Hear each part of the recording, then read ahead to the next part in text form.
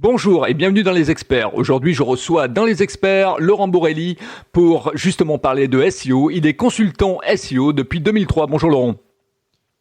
Bonjour, monsieur l'expert parmi les experts. Merci à toi. Peux-tu nous parler de ton parcours pour commencer, s'il te plaît ? Mon parcours, cher Philippe, moi je suis né en France, mais j'ai été éduqué, j'ai fait mes études supérieures aux États-Unis et j'ai commencé, là on parle des années 90, dans le marketing et le branding IRL, in real life, avant Internet. Ensuite, retour en France et en 2003, j'ai commencé, comme beaucoup, par créer quelques sites web. Et printemps 2004, la révélation, par hasard, je participe à un concours de référencement sur un mot-clé loufoque qui était mangeur de cigogne. Et j'ai pas gagné, j'ai fini 3e, mais par contre, en 3 mois, j'ai 20 heures sur 24 appris à donner quoi et comment nourrir la bête, comment nourrir Google. Et avec un petit groupe d'amis, on collaborait et on avait acquis le pouvoir suprême qui est de positionner n'importe quelle page sur n'importe quel mot-clé. Et le reste est beaucoup plus facile quand tu sais donner à Google ce qu'il veut composer au futur plutôt que ce qu'il a. Eh oui. Comment perçois-tu l'avenir du métier de consultant SEO et comment tu analyses effectivement le SEO en 2023 ? Un consultant, alors Steve Jobs disait que c'est du talent gâché et je suis d'accord avec lui parce qu'on pourrait faire plus d'efforts, mais je suis un consultant qui aussi travaille pour moi-même, c'est-à-dire je construis mes actifs numériques. Et je ne suis pas que consultant, mais l'intérêt d'un consultant, c'est qu'un entrepreneur va être la tête dans le guidon avec un objectif macro, si je peux faire une analogie photographique. Donc vraiment, jour après jour, le pompier qui doit éteindre tous les incendies. Et le consultant va prendre une vue périphérique, une vue grand angle. Donc, je sais pas, en termes d'objectif... ce serait l'entrepreneur est avec un 80 ou un 135 mm et le consultant, lui, il est 28 à 11 mm, quoi. Vraiment une vision périphérique qui permet d'annoncer poliment les mauvaises nouvelles. C'est ça un peu la définition du consultant, d'annoncer le plus poliment possible les mauvaises nouvelles. Et ensuite, on dit toujours un bon SEO, c'est celui qui fait passer les préconisations en prod. Parce que les chiffres sont déplorables. Sur l'audit SEO, je crois que c'est 10% des précos qui passent en prod, ce qui est vraiment très peu. Après, moi je dis, peu importe que ce soit 10 ou 20%, et il faut que ce soit, même si c'est 1%, alors ça doit procurer 90% de résultats, quoi. Ok. Comment choisir un bon consultant SEO quand on est un entrepreneur et qu'on n'y connaît absolument rien ou qu'on a quelques connaissances, je dirais en prémisse, où il faut faire attention en fait. C'est difficile de trouver un bon SEO parce que le problème, justement, tu vois, 2004, j'apprends à référencer mes propres sites, mais ensuite de devenir consultant ou d'arriver à donner des résultats à n'importe quel client dans n'importe quel contexte pour n'importe quel budget, ça c'est un autre job. Et j'ai monté un programme qui s'appelle Bootcamp SEO il y a 9 ans et c'est le seul programme au monde, la seule école au monde qui t'apprend le métier de SEO. Tout le reste va t'apprendre comment faire du SEO, mais le métier de SEO, c'est autre chose. Et le métier de consultant en particulier, donc le métier de consultant SEO est très, très, très particulier. Et justement, faire passer les précos en prod, c'est toute une histoire. Le frein numéro 1, c'est qu'on ne peut pas, nos interlocuteurs et interlocutrices ne peuvent pas visualiser le SEO, ont beaucoup de mal à visualiser la valeur ajoutée qui est pourtant réelle Et si on se concentre à aider à visualiser, il y a de merveilleuses choses qui se passent. Et justement, alors je reviens sur ma question pour étayer un peu. Choisir. Quels sont les points qu'il faut vraiment faire attention, c'est-à-dire où on peut éviter de se faire avoir, quoi.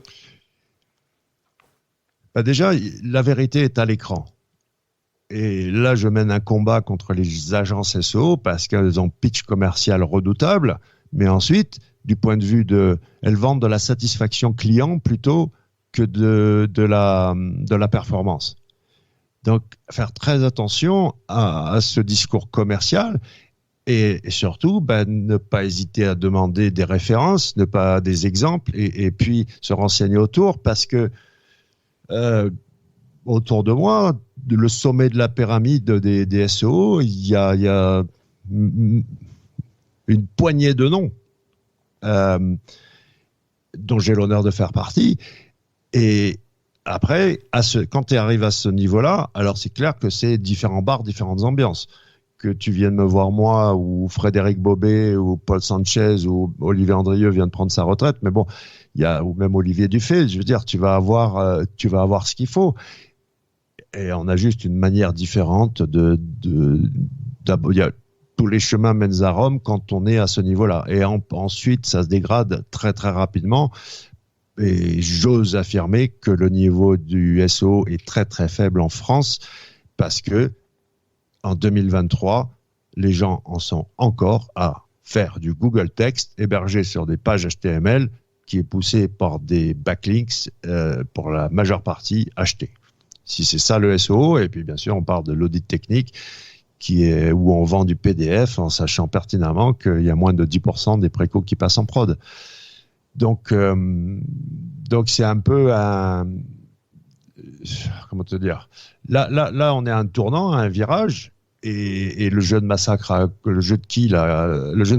commencé, et il y en a plein qui vont se retrouver à devoir faire autre chose, retrouver un boulot dans la vraie vie ou pivoter. Tape-toi ou meurs. Et quand, comme moi, tu es debout depuis 20 ans, ou comme toi depuis 25 ou 30, ça prouve quand même que je pense qu'on a compris 2-3 trucs, parce que ceux qui sont là depuis, il y a eu des vagues d'arrivée de consultants. Il y en a certains, ça fait une dizaine d'années. Bon, tu peux te dire, ça va. Le gars, il commence à savoir un peu de quoi il s'agit. Mais je vois beaucoup trop de gens qui, en anglais, on dit talk the walk et walk the talk. Donc, un consultant qui ne fait que parler du chemin et qui ne marche pas le chemin, méfiance. Il faut mettre les mains dans le cambouis dans ce métier et encore une fois, la vérité est à l'écran. T'es premier ou t'es pas premier. Tout le reste, c'est de la rhétorique. Alors, quelle est la cartographie effectivement des SEO en France? Ce sont des freelances pour la majorité, ce sont des auto-entrepreneurs, ce sont des gens qui sont en société unipersonnelle. Comment on les définit en fait? Super question, parce que dans mon cas personnel, donc 2004, je découvre les clés et je te garantis que le premier million, il n'a pas été compliqué à faire. Maintenant, j'ai le plus profond respect pour les entrepreneurs du web qui restent en France. Bravo. Moi, j'ai donc le concours de référencement Mangeur de Cigogne s'est terminé en juin 2004. En décembre, j'habitais en Principauté d'Andorre. Donc les gains sont considérables. Les gens n'ont aucune idée combien ça rapporte d'être premier sur un gros mot-clé. Je peux te donner un exemple, même pas premier, mais un mot-clé comme fleur, qui est pourtant générique. Quand j'avais bossé pour un fleuriste qui s'était dégagé de la première page, et là je te parle il y a plus de 10 ans, le mot-clé fleur rapportait au minimum 5000 commandes à 50 € par an. Donc ça fait un quart de million d'euros de chiffre d'affaires. Le mot-clé fleur. Ouais, c'est important. Donc, novembre 2005, je fais une page sur le poker, affiliation poker, premier mois $800, et pendant 3 ans et demi, j'étais à $50 000 stabilisés par mois. Rien que ça, rien que l'affiliation bancaire. Donc ça va très très vite, ça monte très très haut. Mais effectivement, il faut aller attaquer les gros mots-clés. N'importe qui, prenez SEMrush ou ce que vous voulez, et vous voyez bien que les gros mots-clés ont le volume. Maintenant, attention, parce qu'il y en a qui convertissent par rapport à ta page, et il y en a d'autres qui vont pas convertir. C'est vraiment cette histoire d'intention. Donc moi, mon conseil, c'est d'acheter un petit peu de Google Ads, pas pour gagner de l'argent, mais pour tester si le mot-clé correspond à l'offre. Parce que de l'autre côté, je te donne un exemple d'un client sur le mot-clé cadeau, et là, par contre, que dalle. Rien. Cadeau original, jackpot. Cadeau, bof. Donc, cette fameuse recherche de mots-clés, elle a aussi évolué dans le sens où c'est version 2010, tu avais le volume de mots-clés. Maintenant, moi, je dis, OK, l'intention, la pertinence. C'est pas qu'une histoire de volume. Et puis, pareil pour la recherche en elle-même. Il faut aussi faire une analyse d'audience et explorer le sujet. Même le mot-clé en lui-même, je le remets en question. Ça fait très 2010 de parler de mots-clés. Aujourd'hui, on parle de sujet, on parle de silo, on parle de cluster. On parle d'explorer le sujet, ce qui fait qu'on ne peut plus simplement raisonner en termes de mots-clés. Il faut faire cette strate 2010 d'analyse de mots-clés, mais version 2023 et 2030, c'est explorer le sujet. Et quand on est, alors je reviens à l'entrepreneur, c'est-à-dire à la personne effectivement qui a une entreprise, qui souhaite confier son site web à un consultant SEO parce que elle a envie d'évoluer, elle a envie d'être en première page de Google sur certains mots-clés, certaines expressions, certaines requêtes. Aujourd'hui, ça lui coûte combien? Alors bien sûr, tu vas me dire c'est une échelle de grandeur, mais pour les personnes qui nous écoutent, il faut compter combien et comment ça se passe? Alors, c'est très simple, je suis le plus cher. Donc, partons de là. Et après, tu peux aller qu'en descendant. Mon tarif pour les anglo-saxons, j'ai un tarif différent pour les anglo-saxons et les français. Mais les anglo-saxons, c'est $900 de l'heure. Les français, ça dépend du travail, du nombre de bien sûr, plus il y en a et moins ça coûte, plus sur la longueur. Mais ça démarre, oui, à 600 € de l'heure. Donc maintenant, l'important, c'est de dire, OK, c'est vachement cher. 600 €, mettons qu'avec 10 sessions, 10 heures, je te fasse faire x10. C'est très simple. Hein. Je refais t'as un site d'un certain volume, donc pas des centaines de pages, mais des milliers ou des centaines de milliers. Je transforme ton site dans ce que j'appelle le cocon sémantique. Plus on met en adéquation les moyens avec les objectifs, c'est-à-dire que on détermine les mots-clés cibles et en face, on va mettre les moyens précis, exacts, de manière chirurgicale. On sait donner à Google ce qu'il veut et une fois qu'on crée un signal appétant, ça marche très très bien. Donc, combien ça vaut pour toi de faire x10 au niveau du trafic sur tes mots-clés à plus forte valeur ajoutée. Donc, le coût d'un consultant, ceux qui sont à 60 balles de l'heure, ils sont majoritaires. Est-ce qu'ils sont capables de te faire x10 en moins de 3 mois? Je ne sais pas. Moi, je sais que je peux. Je garantis les moyens. C'est-à-dire qu'un bon consultant, ça, c'est une question qu'il faut poser. On ne peut pas garantir les résultats. Mais comme un avocat ou un chirurgien, on garantit les moyens. Ah bah oui, oui, c'est clair. Oui, oui, garantir les résultats, ça serait mentir. Ça serait mentir parce que Google, effectivement, est le maître. Je peux me garantir les résultats pour moi-même. Et même mes tests qui visent à dire, tiens, là, je vais me prendre un mur. J'arrive à le sentir même en avance. Mes tests ne font que confirmer. Mais c'est sûr qu'à la fin de la journée, c'est pas mon site, c'est pas mon entreprise.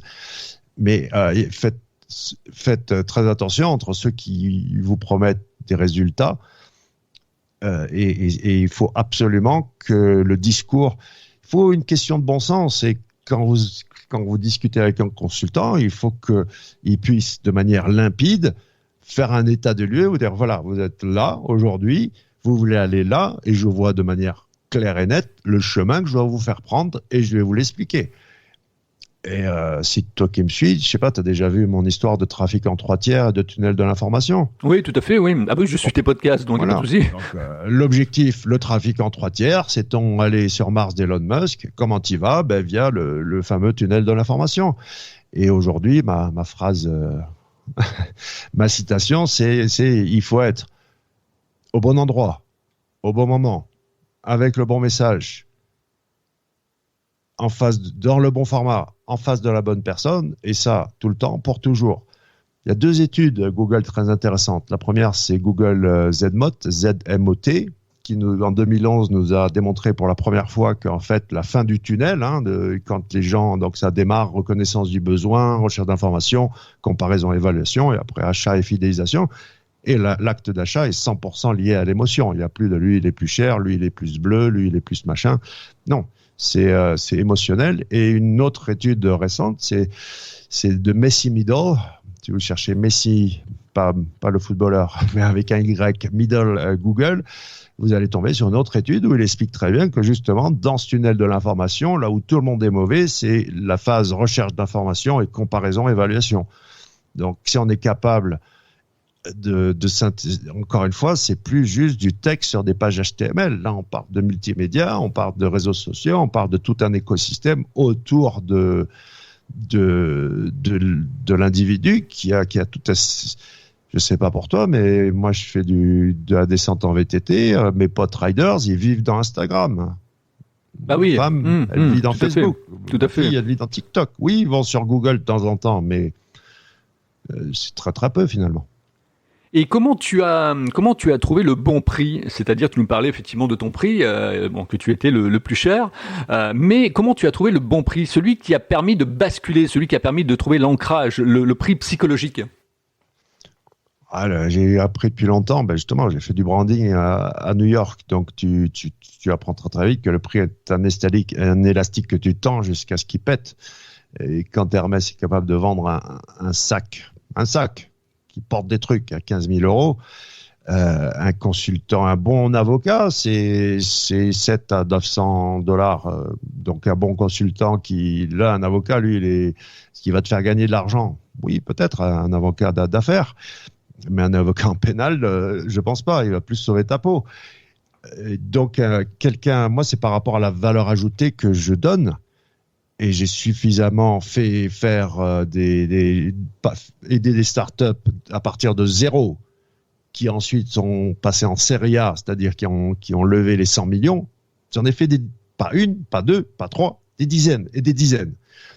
Donc le fait est que personne n'a aucun problème à payer parce que j'ai suffisamment garanti les moyens, j'ai suffisamment prouvé que ce que je propose fonctionne, que le référencement c'est mécanique. Il n'y a qu'une seule variable dans ma stratégie, qu'un seul point d'interrogation, c'est la faisabilité. Est-ce que tu as les moyens de tes ambitions? L'adéquation moyen-objectif, donc estimer la faisabilité et ensuite l'adéquation moyen-objectif, tout ça c'est mécanique. Et après, il n'y a plus qu'à dire, ok, est-ce que tu as les moyens en temps et en argent? Si tu peux y aller en 1 an ou en 3 ans, ou si tu dois y aller ou pas. Mais c'est ça en fait, c'est pas un problème de prix, c'est plutôt un problème de et contrairement aux autres et surtout les agences SEO qui vendent de la satisfaction client avec des rapports, moi je vends de la performance et ça fonctionne. Et c'est uniquement ça, quoi.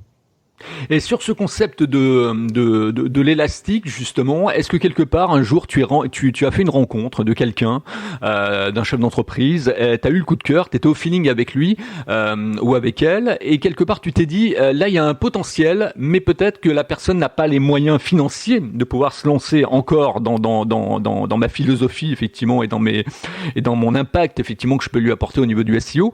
Donc, je vais quand même l'aider. Et à ce moment-là, on va se retrouver. Comme un avocat peut se retrouver effectivement sur une affaire, tu vois, et à partir de ce moment-là, se payer sur les résultats de l'affaire. Alors, j'ai fait ça à mes débuts.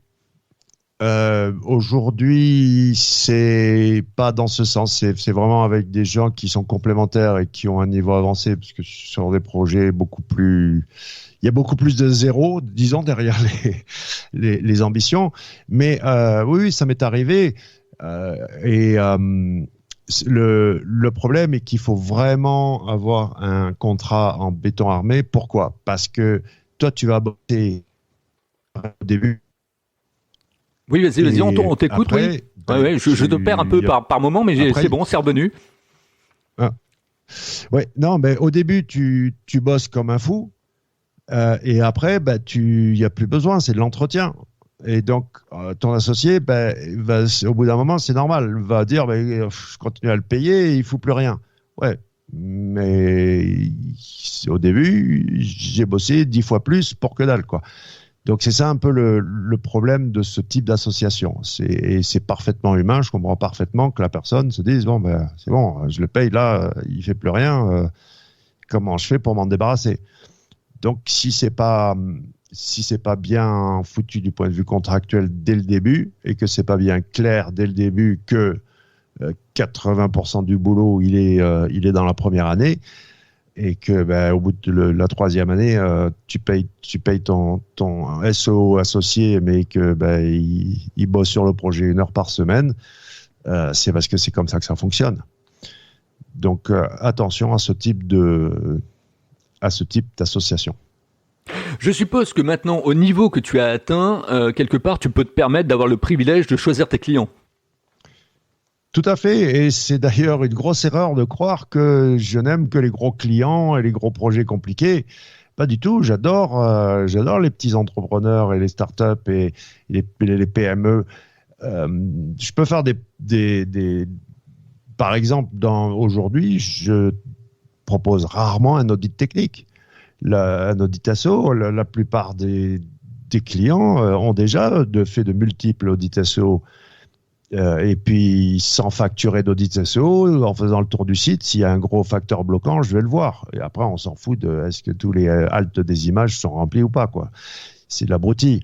Donc, en éliminant l'audit SEO et puis en allant direct à l'essentiel, ça peut être des prestats tout à fait acceptables du point de vue tarif. Et j'adore, il n'y a rien que j'aime plus que de transcender un projet.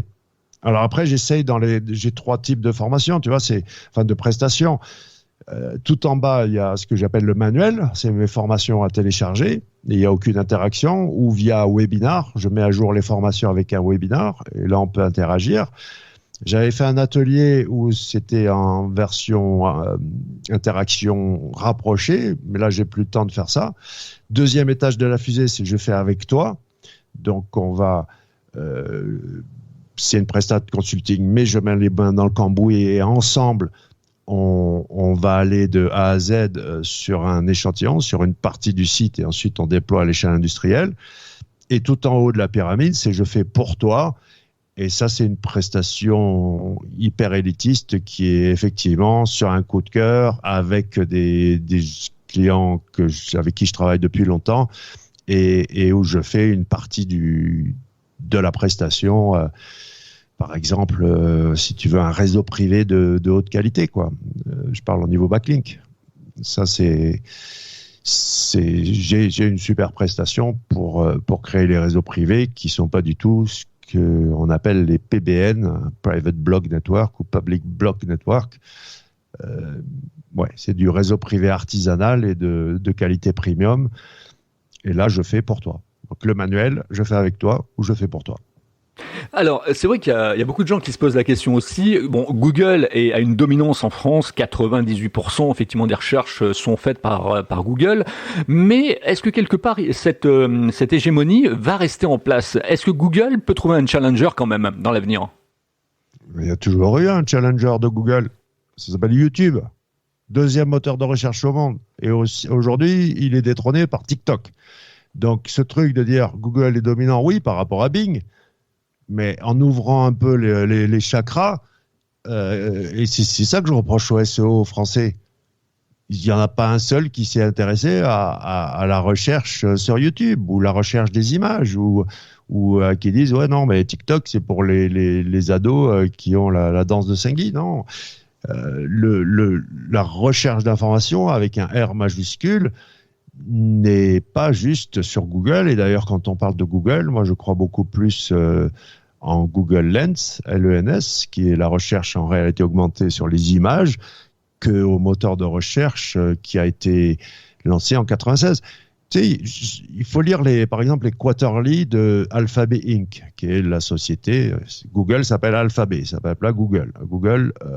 Alphabet a des propriétés dans l'une et le moteur de recherche Google. Quand tu lis les quarterly, il n'y a aucune mention où il y a 2 lignes sur le moteur de recherche Google que les SEO ils focalisent à 99% sur un truc dont les créateurs et le propriétaire se foutent complètement. C'est juste une machine à fric et la vérité est ailleurs chez Alphabet. Donc encore une fois, il faut ouvrir un petit peu les chakras et dire OK, YouTube est une propriété d'Alphabet, Google Lens est le futur de la recherche d'information, etc., etc. Et là, tu te rends compte qu'il n'y a pas d'hégémonie de Google. La recherche est partout, sur Twitter, sur Instagram, sur TikTok, sur Facebook, etc., etc. Alors on va terminer cette interview, cet entretien avec justement effectivement la question qui intéresse un peu tout le monde, parce que c'est vrai qu'on a beaucoup parlé de l'IA. Alors moi, la question elle va être simple. Quelle est effectivement la réunion, quel est le couple entre IA et SEO? Alors la seule question intéressante que personne ne pose, en tout cas pour moi, c'est quel est l'impact concret de l'IA dans les actions SEO? IMO, in my opinion, à mon humble avis, x4.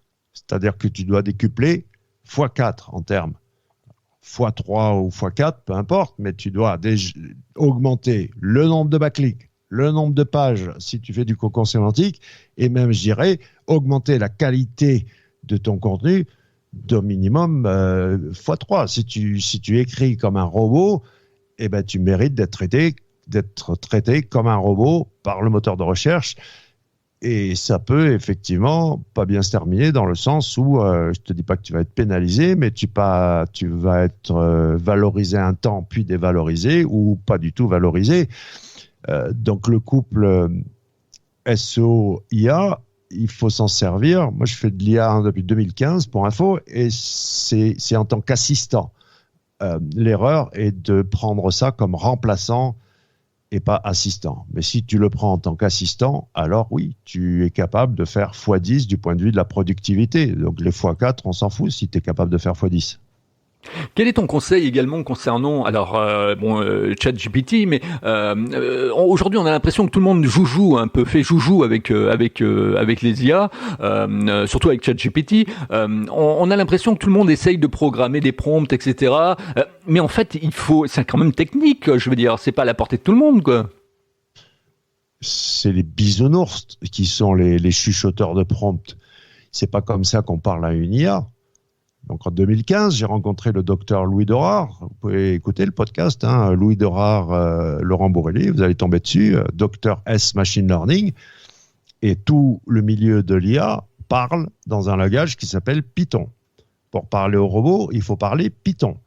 Si on parle dans une interface de chatbox avec des prompts, on est en bas de la pyramide du secteur de l'IA. Donc, mon conseil, tous les enfants entre 8 et 12 ans, apprenez Python. Et même les plus de 8 à 12 ans, apprenez Python. Dès qu'on apprend Python, tout le monde de l'IA s'ouvre. Et alors là, invente le futur. Il n'y a pas de limite. Il va falloir trouver ton petit truc à toi plutôt que de te perdre dans l'infinité des possibilités.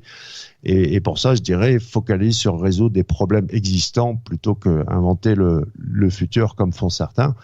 Alors, résoudre des problèmes existants avec l'IA et ne pas oublier que ChatGPT n'est qu'un chatbox et c'est pas du tout ça, l'IA. Est-ce que les gens qui ont la peur et la phobie effectivement de perdre leur emploi dans le SEO ou les rédactrices web SEO sont fondés aujourd'hui par rapport à l'IA? Ah, complètement. Bah, t'es obsolète du jour au lendemain. Donc maintenant, toi et moi, moi, ça fait 20 ans, toi plus, on tient debout dans ce milieu de la technologie et du SEO. Pourquoi? Parce qu'on sait très bien que c'est adapte-toi ou meurs. Donc, désolé d'être très darwinien et sans émotion, sans nostalgie. Je suis pas du genre à me dire c'était mieux avant. Oui, c'était mieux avant. Mais si tu es obsolète, si tu es tellement moyen ou mauvais au point que l'IA va te remplacer, alors il va falloir te réinventer. Alors il va falloir level up. Et si tu peux pas level up, ben oui, tu es obsolète. Mais ça ne change rien à comment l'humanité est construite. Que je sache, c'est pyramidal. Le marqueur de l'humanité, tu rentres dans la modernité à partir du moment où tu as l'eau courante. Il faut quand même qu'on se rappelle de ça. Pas l'eau chaude, l'eau courante. C'est ça l'humanité. Si tu as l'eau courante, ça va. D'accord? Tu fais partie de l'élite. Maintenant, si tu veux faire partie du top 1% du top 1%, si tu veux faire partie des maîtres du monde, apprends à parler Python. Et je te jure que dans quelques années, c'est des nerds qui savent parler Python qui vont remplacer les pétroliers et les propriétaires de mines et tout ça qui sont au sommet de la pyramide de la puissance et de l'argent. Alors, pour conclure cette interview de 31 minutes et 18 secondes, en fait, comment tu vois l'avenir d'Internet? À ton avis, en une phrase, ça se résume à quoi? L'avenir du web ou d'Internet? L'avenir du web, ouais. Je pense que c'est la puce. Hein, à mon avis, la puce est importante pour toi. Oui, alors pour moi, le web, désolé, on ne savait pas ce qu'on faisait, c'est ma phrase, parce que la conséquence, c'est peut-être que le web va disparaître, parce que c'est du bricolage, et que la puce dans le cerveau, pour aller directement à l'essentiel, c'est comme ça que ça va se terminer. On va passer outre les devices, le smartphone, les lunettes pour la réalité virtuelle, le smartphone pour la réalité augmentée, et c'est la puce dans le cerveau qui va permettre c'est le fameux Raymond Loewy, designer industriel, qui disait pour qu'un produit marche, il faut que ce soit révolutionnaire et acceptable du point de vue sociétal. Donc, quand la puce dans le cerveau, c'est prêt, hein, c'est prêt. C'est possible, on peut l'acheter. Neuralink, tu peux avoir un Fitbit dans ton cerveau aujourd'hui, c'est vendu par Elon Musk.